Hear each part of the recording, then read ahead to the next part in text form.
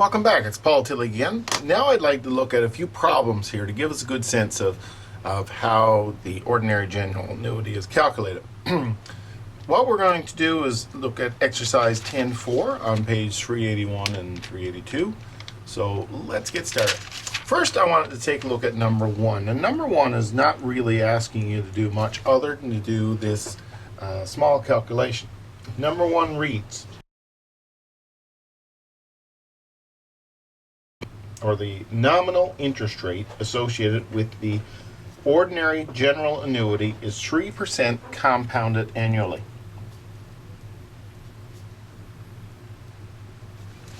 The rounded to the nearest 0.001%, what is the corresponding periodic rate of interest? So we're looking for this periodic rate of interest that matches the following. Okay, so A, it's a semi-annual,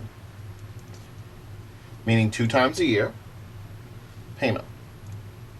Okay, let's take a look at it then. Well, first and foremost, we have to calculate. We've seen that there are 2 small formulas that we need to do this. First of all, we have the C, which is the number of compounds per year, divided by the number of payments per year. And then we need to calculate the I2, which is the periodic interest rate, and that's 1 plus I to the C minus 1. So in the first instance, we have the semi-annual payment here of what we're doing. So let's calculate the value of C. It's the number of compounds per year. Well, we know that it's compounded annually is 1, and then the number of payments per year. Semi-annual payment, that's twice a year, that's 1 over 2. So C is 0.5. Okay, the next thing we need to do once we've found out the C is we know that 3% is compounded annually. So it's the interest is, the I is 3% or 0.03. Now, what we need to do then is to calculate the I2. I2 then is 1 plus the I, 0.03, to the C, and I've said the C is 0.5, to the minus 1. This then, if you run the numbers on that, that will come to 1.489%. So that's essentially what that what needs to be done in the first case. So that's A. Now let's take a look at B right here. And again, B says quarterly payment.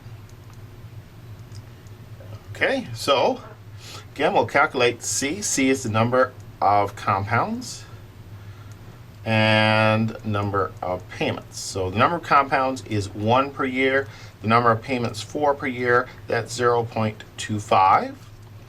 We know the interest rate then is 3%, and it's compounded annually.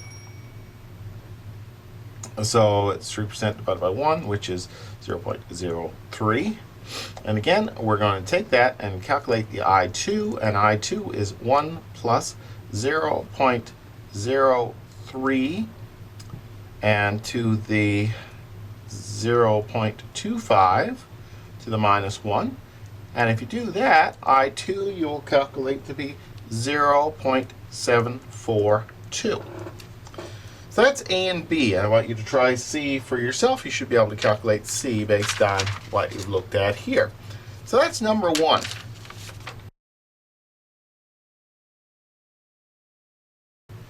That's the first one. Now let's take a quick look at number 3.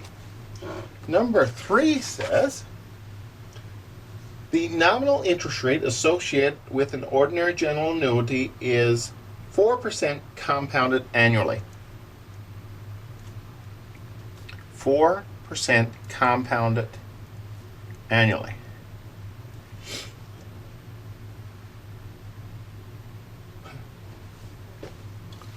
Okay, let's take a look at number 3.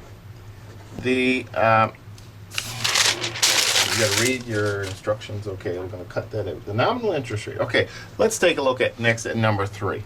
Number 3 says the nominal interest rate associated with an ordinary general annuity is 4% compounded quarterly. 4% compound quarterly. The rounded to the nearest 0.001, what is the corresponding periodic rate of interest that matches the payment interval 4? So we're looking for the periodic rate of interest. And again, we're looking at A, an annual payment. Okay, so again, what we need to concern ourselves with is the value of first thing we need to do is C. C is the number of compounds per year, and then the number of payments per year. Okay, and so number of compounds per year is 4. We were told that it's 4% compounded quarterly. And the number of payments per year, we're told here that it is 1. So that gives us C equals 4. We'll calculate the I first. 4% compounded quarterly is 4 divided by 4 is 1% per quarter. Now, what we're going to do now is to calculate the I2. And the I2, we know the formula for that is given to us as 1 plus I to the C to the minus 1. That's 1 plus 0.01 to the C. We've calculated C to be 4 minus 1. And the I2 will come out to be, I2 we find to be 4.06%. So that's the annual, and again I'll take a look at this for the B scenario. Ask what if it were semi-annual payments?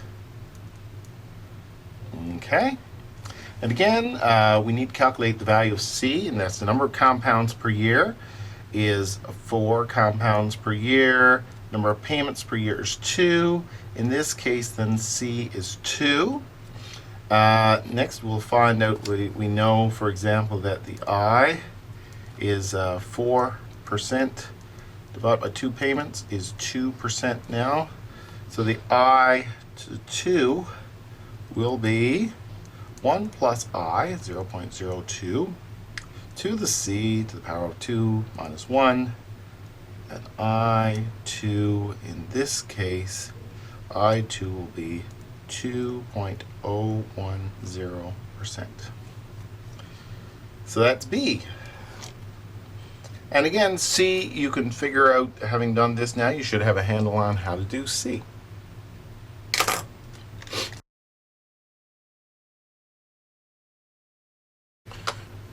We really get into the meat of the problem and when we take a look at number 7. Number 7 here says, an ordinary annuity consists of quarterly payments of $400 for 11 years. Quarterly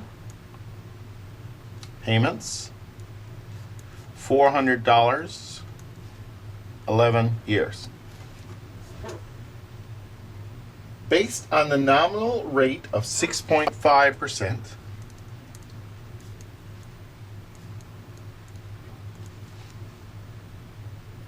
compounded annually, calculate the annuity's present value and the future value. So what we're being asked here is to calculate the present value and the future value. Okay, so let's take a look at what we mean by the present value. Present value is really saying to us, here we are set today. Okay, we're set today and we're going to make these quarterly payments of $400 for 11 years at 6.5 rate of return, and we're really asking ourselves, how much is that worth right now? If we had a choice, how much is that worth right now? The future value, on the other hand, is saying to ourselves, we have quarterly payments of $400 for 11 years, 6.5% nominal rate. How much are we going to have at the end of that period? So this is how much we're going to have at the end. This is how much is worth now. Now we've seen in the last unit that there are a couple of calculations to do these things, a couple of formulas. But the first thing we need to have to do is to assess the fact of whether this is an ordinary simple annuity or an ordinary general annuity. The distinction will be in is there a similarity between the payments and the compoundings. Well, we look, quarterly payments, annual compoundings. They're different. As a result, this is what we call an ordinary general annuity, or OGA for short. When we do an ordinary general annuity, it's very important that we first calculate the value of C, and we're going to calculate the value of I2, the second interest rate, the periodic interest rate. So we need to get that first. That's done first. And you know what? That will apply to both the present and the future value. So let's just work at this first, and then we can go on and take a look at the actual problem. So let's calculate the value of C. Now, value of C is the number of compounding periods divided by the number of payments. In this particular instance right here, we're told that the number of compounding periods is annual. So it's one compounding period. And then we look at, well, what are the number of payments? Well, the payments are made quarterly, so that's 4. 4 payments. So the value of C is 0.25. That's how that's arrived at. Now, we go on to calculate the value of I2, but first we calculate the value of I. Now the value of I, that's just the interest rate. So we've got 6.5% annual interest rate, and the thing is, it is compounded annually. So 65 divided by 1 is 6.5%. Okay, so that's the value of I. Now we calculate the value of I to 2. This is where we need to use the formula that we just learned, which is simply I2 equals 1 plus I to the C minus 1. So I2 is 1 plus I, and we've calculated I to be 0.065 to the value of C, 0.25 minus 1.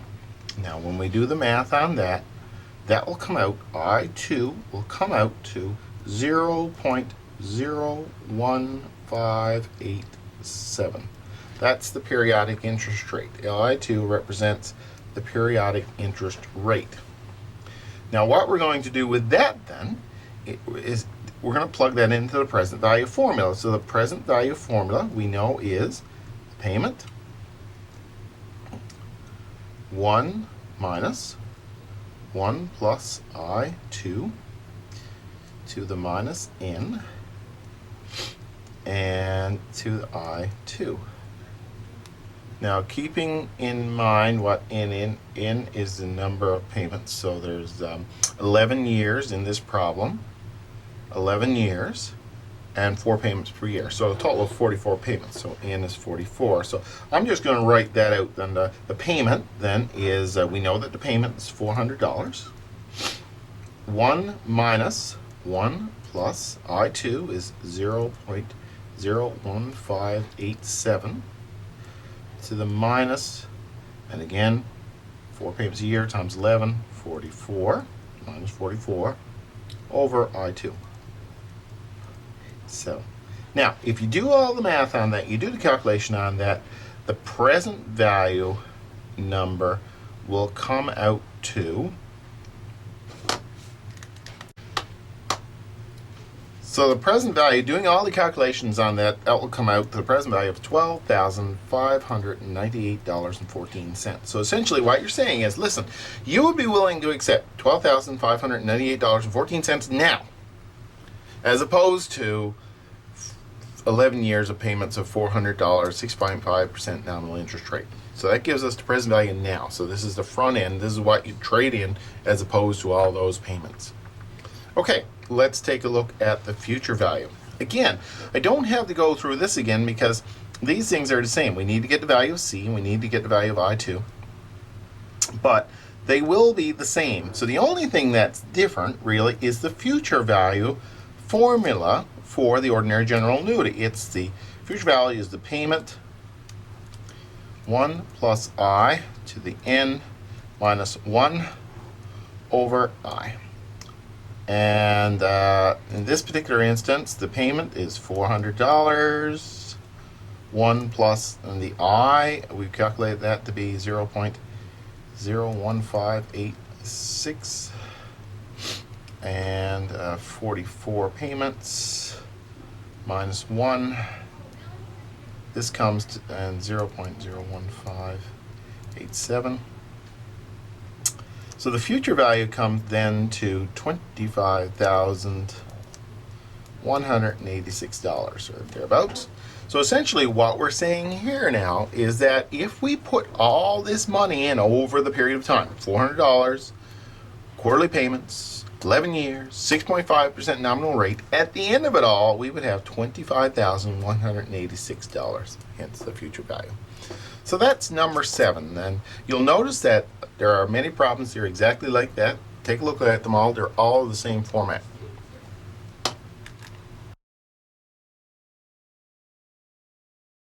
Take a look at number 13. Now, number 13 is an interesting problem. It says Lacey purchased a car with $1,200 down at the end of the month. Payments of $352 for 4 years.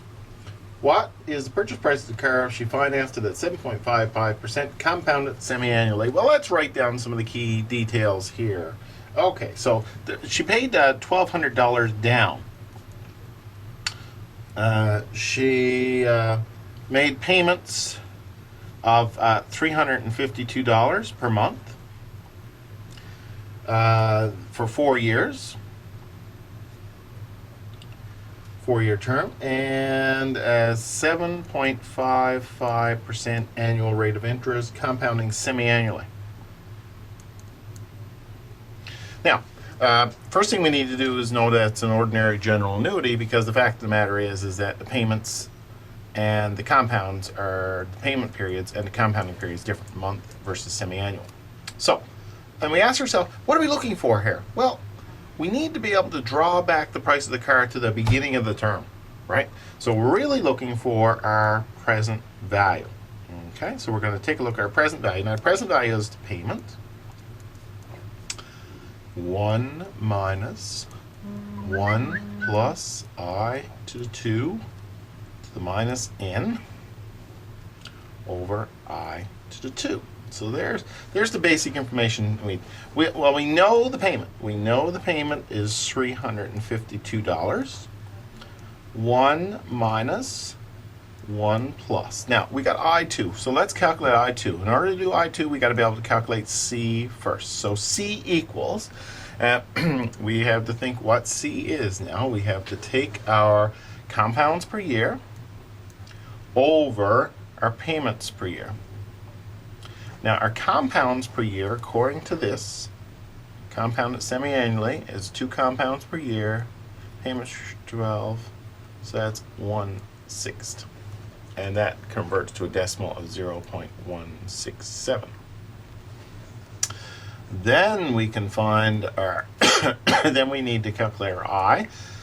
Keep in mind that it's 7.55% and it's semi-annually, so we divide that by 2. And that will give us 3.775%, which we can then use to calculate our I2. And I2 is simply to take the 1 plus and the 0.037 and the minus in, and we consider what in is now. We have to think that there's 4 years here, and it's monthly. 4 times 12 is 48. So minus 48 over the I, 0.03775. Now I2, if you run the numbers on that, will calculate out to 0.006195. So that's our periodic rate of interest.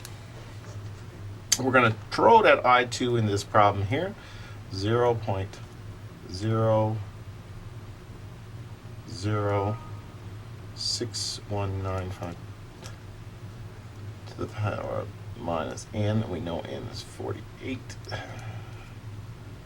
And that's divided by I2, 0.00195. And so the present value then will come out to 14,576.73. Now we can't remember, so that's the PV of payments. Can't forget that she paid $1,200 down, so we add that to that in order to get the total value of the car. So if we looked at the car costs them the $1,400 present value plus the $1,200, which is $15,776.73. So that's how you do that problem.